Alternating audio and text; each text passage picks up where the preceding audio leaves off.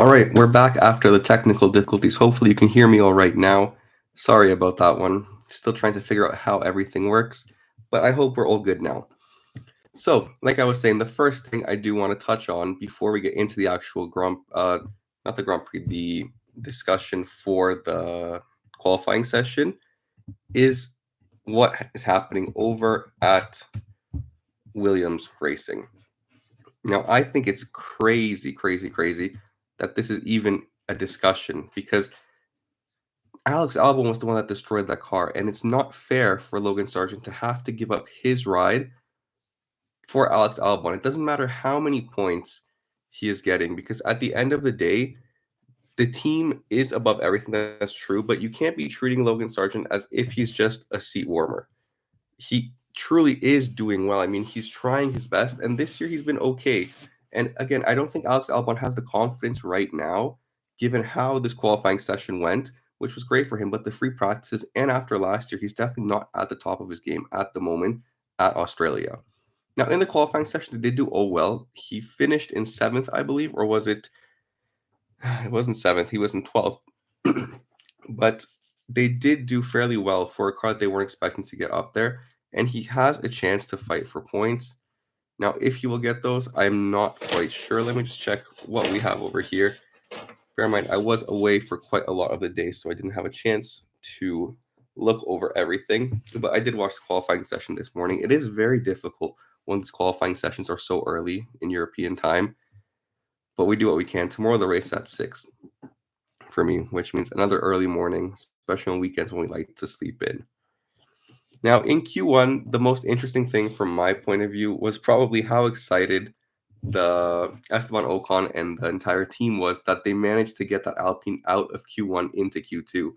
Now, this is a former race winner who's elated and ecstatic that he has gotten that car into Q2. That just shows what position that team is in at the moment. And they are making small improvements every week. So, prop to them. Obviously, it's not enough because in Q2, he was nowhere near the rest of the field, but it's something and it's in the right direction. And they managed to do what he managed to do what his teammate didn't, and he might have gotten lucky with the track position. Hulkenberg got out in Q1, which is pretty shocking because he's been a pretty solid qualifier and he usually does perform better than his teammate Magnussen. Today just wasn't his day, I guess. It's okay, we can live with that. In Q2, the biggest shockers for me, I don't know if it's a shock anymore, but the fact that Lewis Hamilton got knocked out in Q2 once again, I don't think he has it anymore. I hope he does, and I hope that we see him back on top of his game as soon as possible. But he just seems to be completely zoned out. He has no interest in what's happening. He's lost every qualifying session to his teammate this year so far. Bear in mind we've only had 3, but it's 3-0 for Russell at the moment. So he has to do better. He has to if he wants to at least show a respectable season. I recently just posted a video on why I think he has begun or been the catalyst for the downfall of that Mercedes team. So make sure to go check that one out. It is on my channel. But yeah, Hamilton getting knocked out in Q2 was fairly shocking. The others that got knocked out in Q2 weren't too surprising. Keep in mind that we only had 19 drivers, again, because of Logan Sargent's lack of entry, which isn't fair. Logically makes sense. Fair? No. But what can you do? And then throughout the entire session, Carlos Sainz was very, very strong. Now, most people, myself included, love to consider Leclerc the strongest qualifier, not only on Ferrari, but probably on the entire grid. And throughout the entire weekend, it looked as if he would be the one that could potentially challenge Max Verstappen for pole. Even Lando Norris came out and said that he believes Ferrari will take pole position from Red Bull. But in fact, Carlos Sainz was the one that was showing some serious pace today.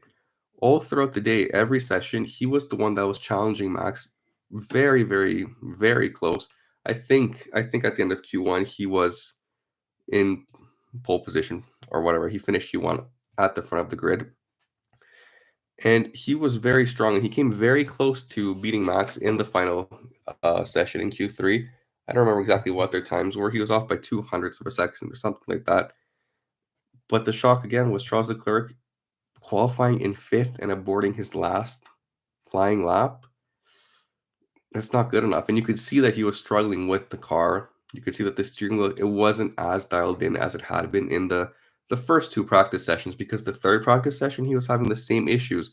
So basically all of yesterday of Friday, he was doing solid with the car, but today he just wasn't feeling it anymore, and that showed, ending up in him qualifying P5.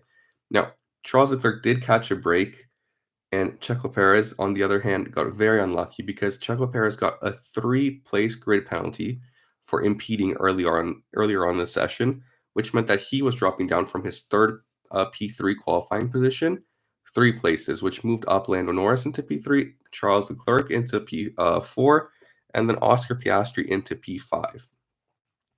I do think Checo Perez can make his way through the field, and he'll be driving angry tomorrow, I hope, which should be cool to see. But this maybe gives Ferrari some playing room to hopefully try to find a strategy that helps the teams at least get some podiums. Lando Norris and Oscar Piastri can also make something special happen tomorrow. Oscar Piastri being a home for his home Grand Prix. It'd be cool to see him get a podium as well.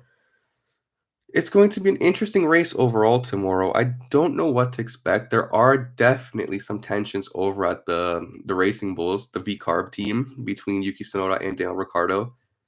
It's Yuki Tsunoda has been outperforming Daniel pretty badly these last 2 races in Jeddah and today. I mean, Daniel Ricciardo, I think he didn't get out of Q1. He got knocked out in Q1, and Yuki made it all the way into Q3. Now, sure, Daniel's lap was deleted, I think, the very last lap he had at the end of Q1, but he knew that he was over those track limits. He could have just aborted that lap and given another hot lap and maybe had a chance with more rubber. Track conditions would have been better as well to challenge and get into Q2 and then see what would happen.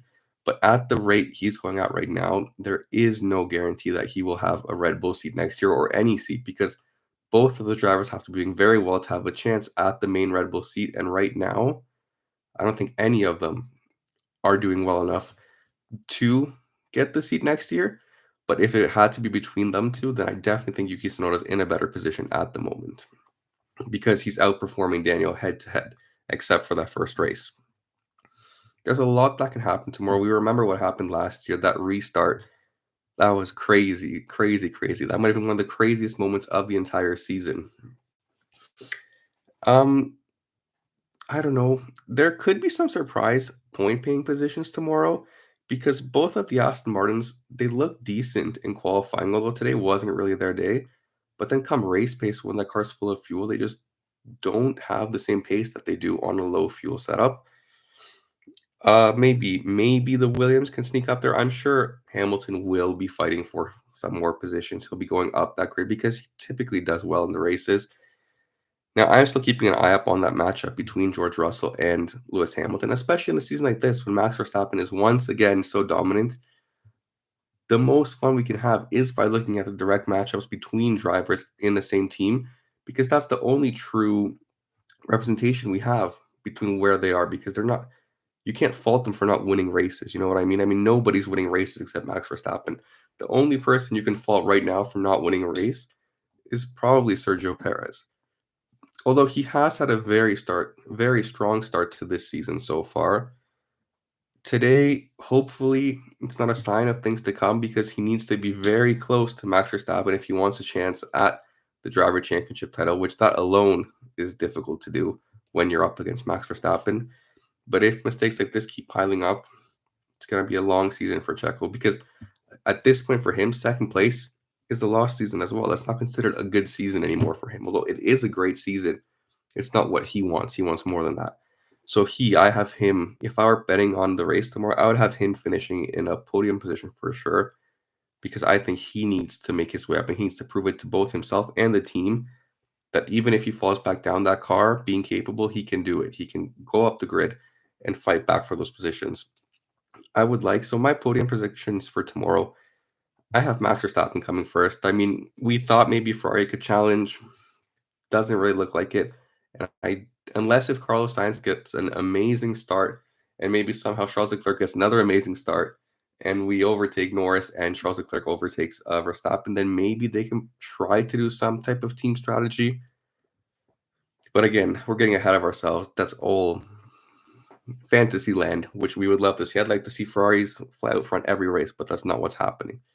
So maybe if we get a Ferrari double podium, that'd be great. But I have Max.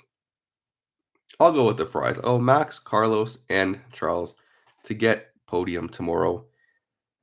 And if not, I would love to see Oscar Piastri sneak up there. That would be my wild card. Is Oscar Piastri P3, P2. Well, the crowd would go crazy, crazy. So that's about it for today. The qualifying session was pretty straightforward. It was entertaining because it went down to the very last hot lap in Q3 because everybody was expecting the Ferraris to be maybe even more competitive than the Red Bulls, which wasn't the case because Max completely dialed it in at the end, as he always does. He is a machine at the moment. We will see how the race plays out. We will do another one of these tomorrow. Hopefully, I'll be feeling better and my voice will be back to normal. I apologize for that and for the technical difficulties, but it's a learning process. We'll get better with time. I do want to thank you guys again, all of you, for watching. Make sure to like and subscribe and check out my other video that I dropped last night if you haven't yet about why I think Lewis Hamilton is the catalyst for the downfall of Mercedes. If you enjoy that or if you don't agree with that, make sure to comment and tell me why. Thank you again and see you guys tomorrow. Bye.